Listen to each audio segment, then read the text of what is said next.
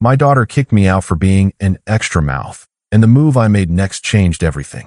I'm 68 years old, and 3 months ago I learned that raising a successful daughter doesn't guarantee she'll care about you when you need her most. My daughter Amy is 34, and everything I thought I wanted her to become: independent, successful, and completely self-centered. What I didn't expect was for her to look at me like I was a burden that needed to be disposed of when my life fell apart.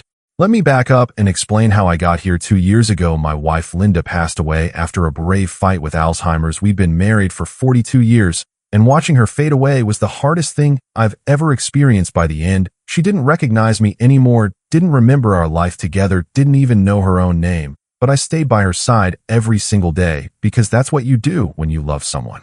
Linda had been the heart of our family, the one who kept everyone connected. She organized birthday parties, holiday gatherings, and made sure Amy stayed in touch. Even when her career started consuming her life after Linda died, it was like the glue holding our family together just disappeared. Amy came to the funeral, of course, gave a nice speech about how much her mother meant to her, but 2 weeks later, it was like she'd moved on completely.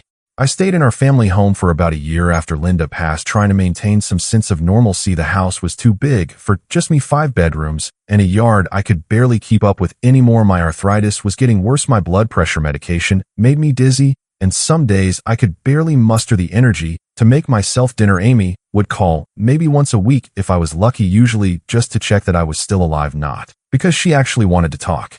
The breaking point came when I had a minor heart episode last spring, nothing major, but scary enough that the neighbors called an ambulance. When Amy got the call from the hospital, she was annoyed that it interrupted her workday, not worried about my health. She showed up looking like she'd rather be anywhere else, asked the doctor a few perfunctory questions, and then told me she thought it was time I considered my options.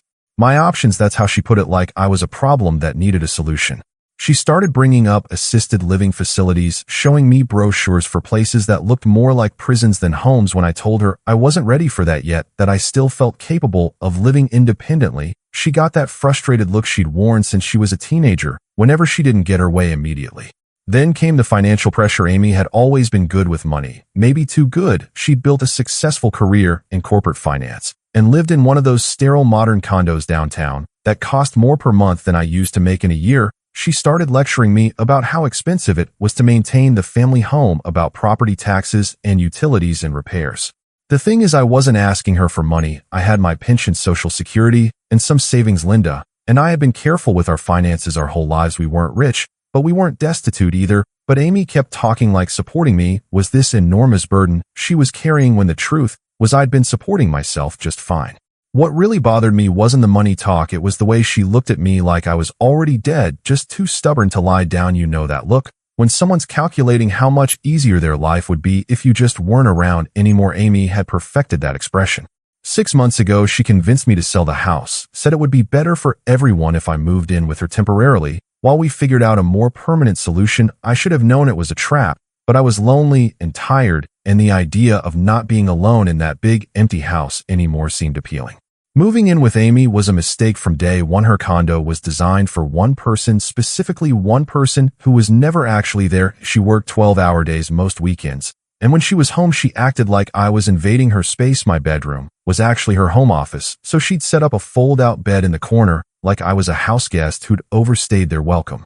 I tried to be helpful. I'd clean up after myself, cook dinner for both of us, even though she rarely ate it, and stay out of her way when she was working, but nothing I did was right. The way I loaded the dishwasher was wrong. My cooking smelled up her kitchen, and apparently I watched TV too loudly, even though my hearing isn't what it used to be.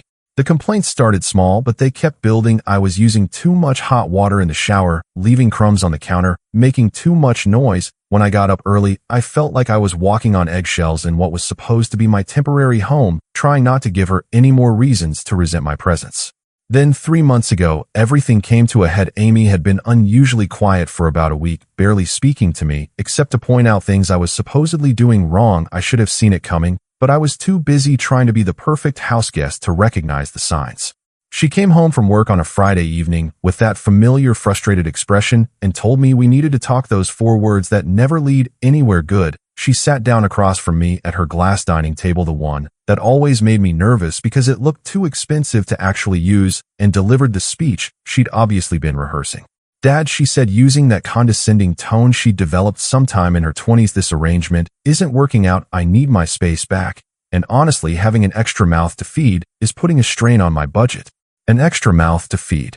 I stared at her trying to process what she'd just said. This was my daughter, the little girl I'd taught to ride a bike, helped with homework, and walked down the aisle at her wedding before her divorce 2 years later. This was the person I'd worked double shifts to put through college so she could have the opportunities Linda and I never had.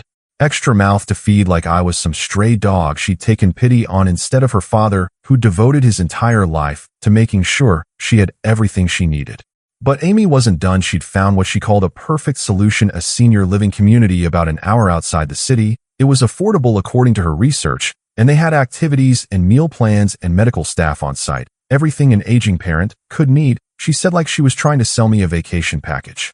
The way she presented it made it clear this wasn't a discussion, it was a notification. I had 2 weeks to pack my things and move to this place I'd never seen, to live among strangers in a facility that might as well have been on another planet for how often she'd realistically visit. I sat there listening to her outline her plan, feeling something I'd never felt toward my daughter before: disappointment. So deep it made my chest ache. This person I'd raised to be strong and independent had become someone who saw her own father as nothing more than an inconvenience to be managed.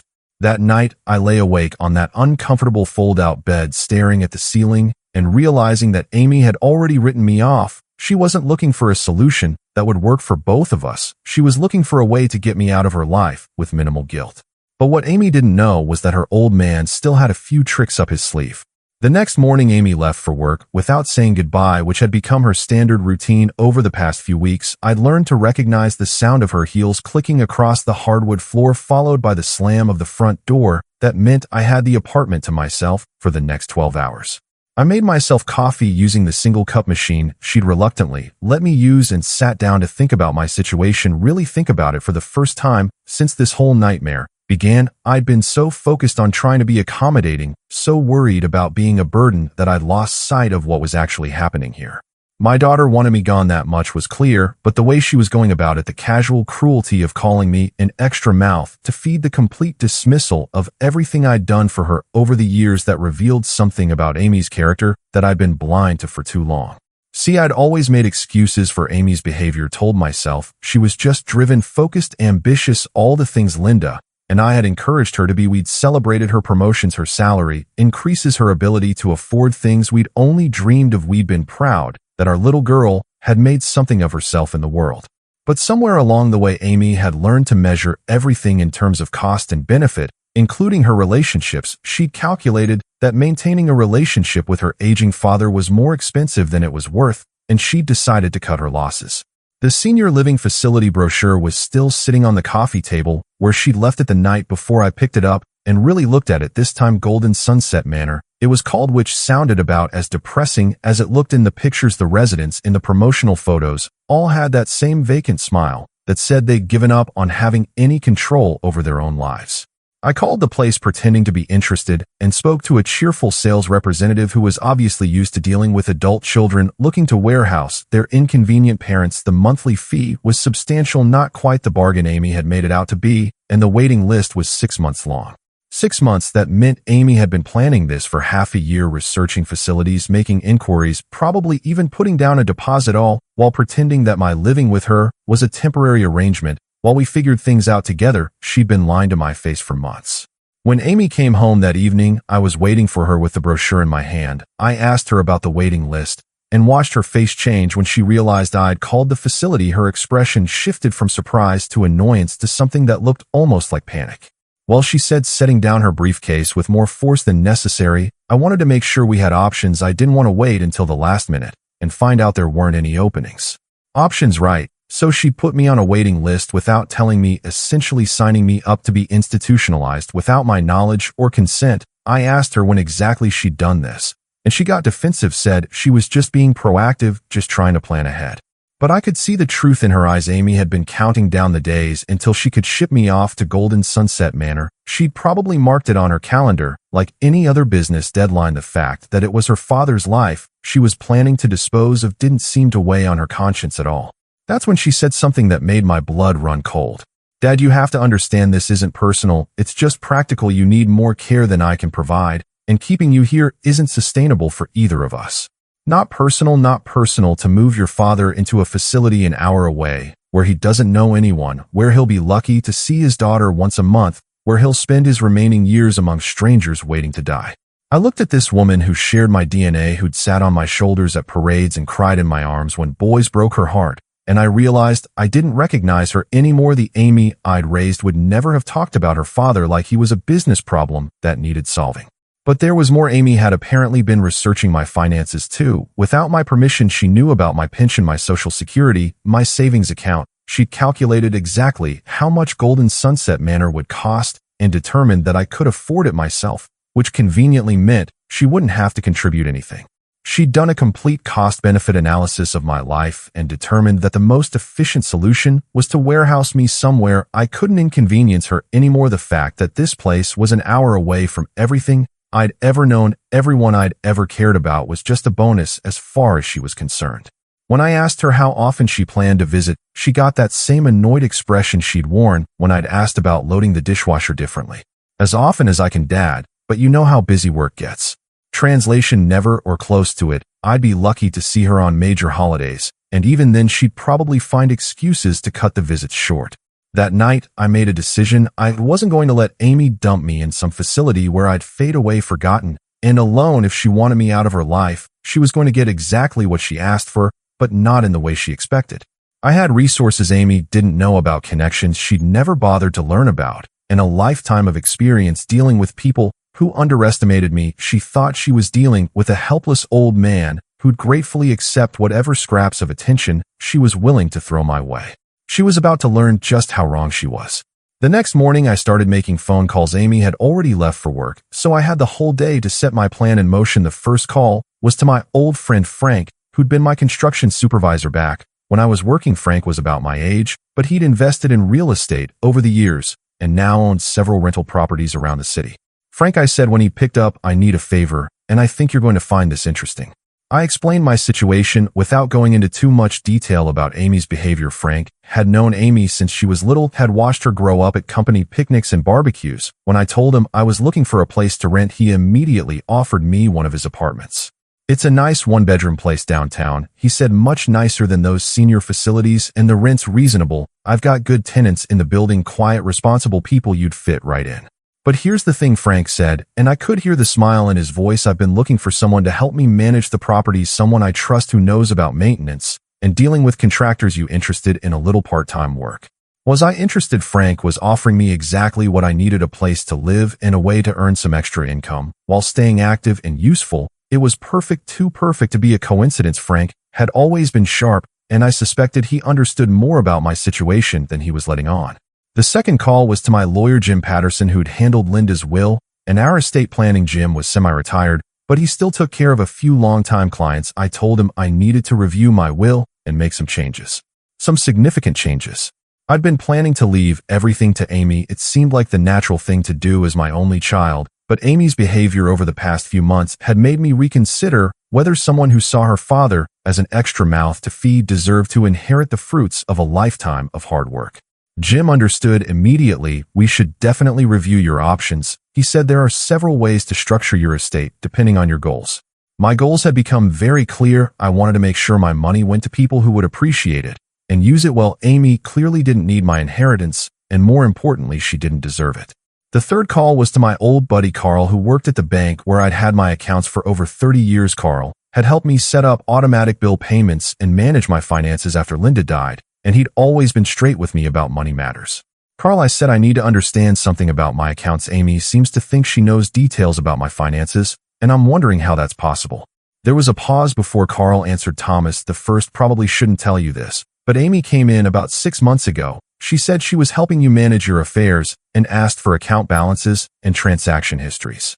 Had she now? I asked for copies of everything Amy had requested, and Carl promised to have it ready by the end of the day. When I picked up the paperwork, I wasn't surprised to see that Amy had been much more thorough than I'd realized. She'd requested information going back 2 years, essentially conducting a complete audit of my financial situation.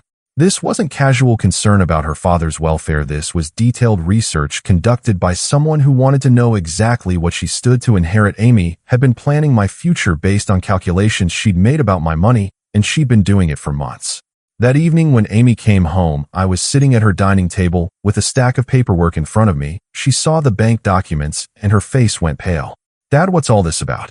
"Just reviewing my finances," I said, keeping my voice casual. I wanted to make sure I understood my options before making any big decisions.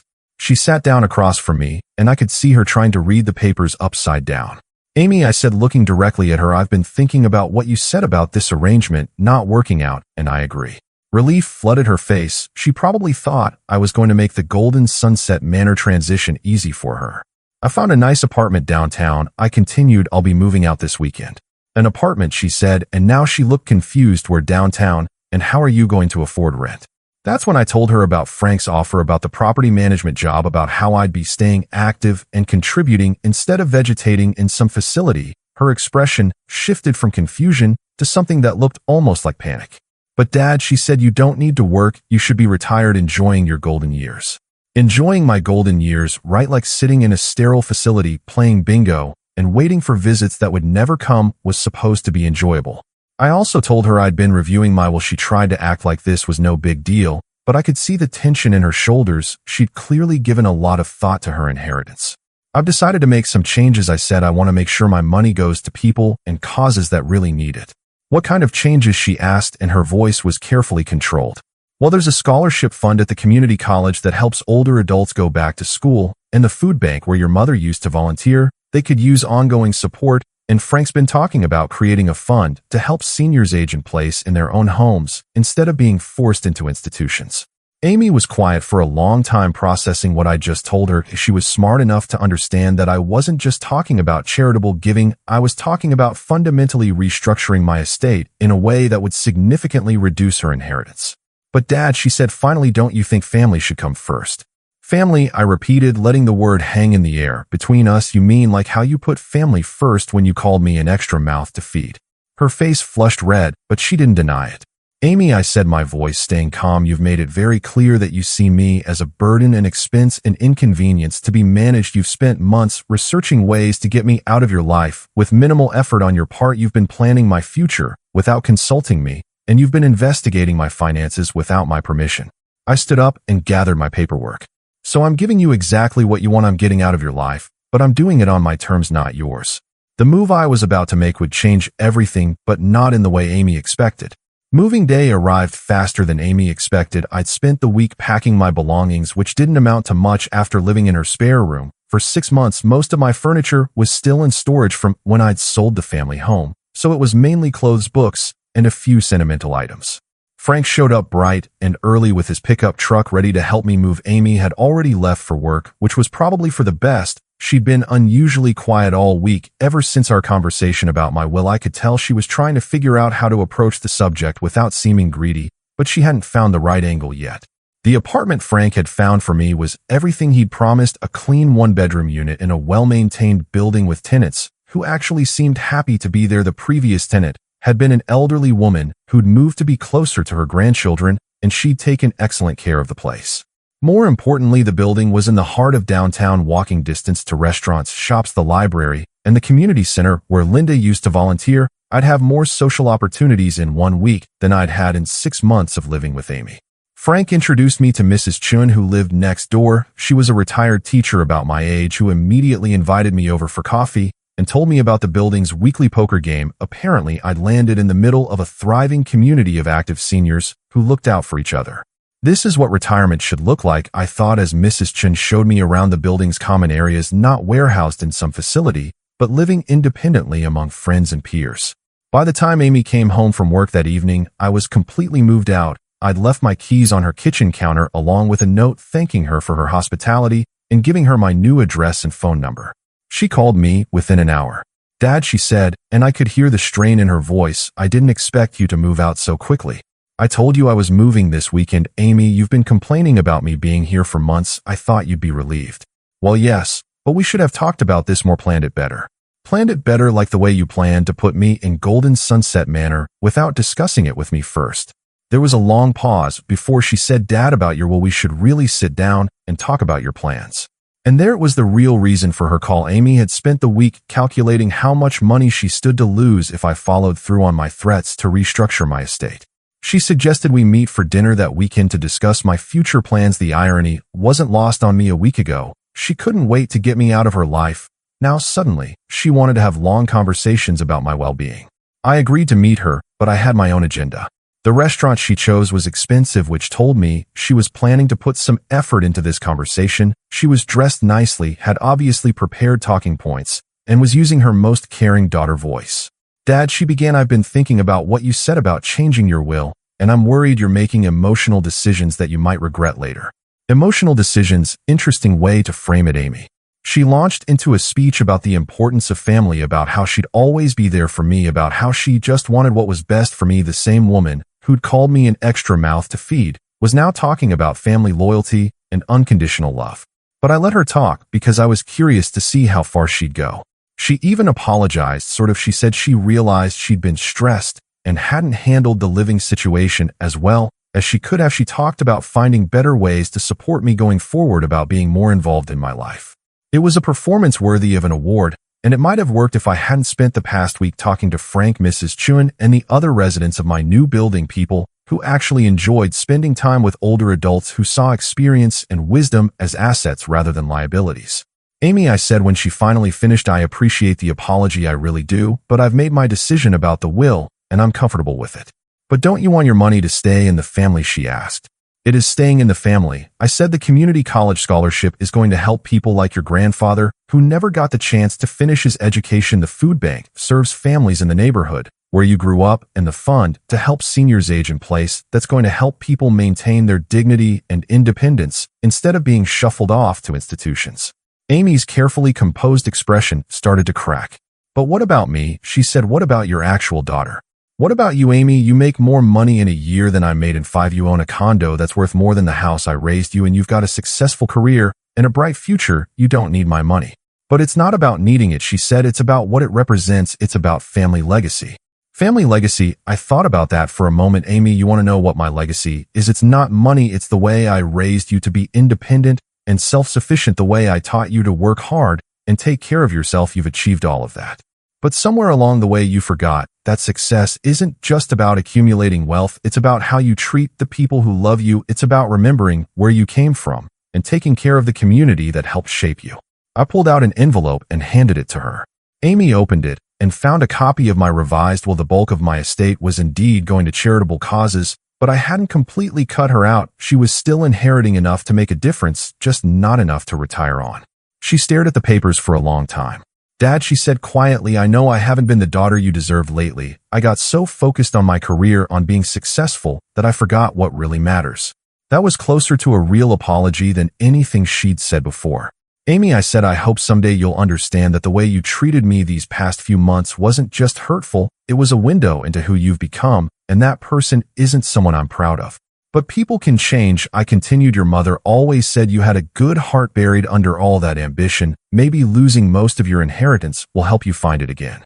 6 months later, Amy and I have a better relationship than we've had in years. She visits me regularly, not because she feels obligated, but because she seems to genuinely enjoy our conversations. She started volunteering at the food bank, where Linda used to work, and she's mentioned wanting to contribute to the scholarship fund herself.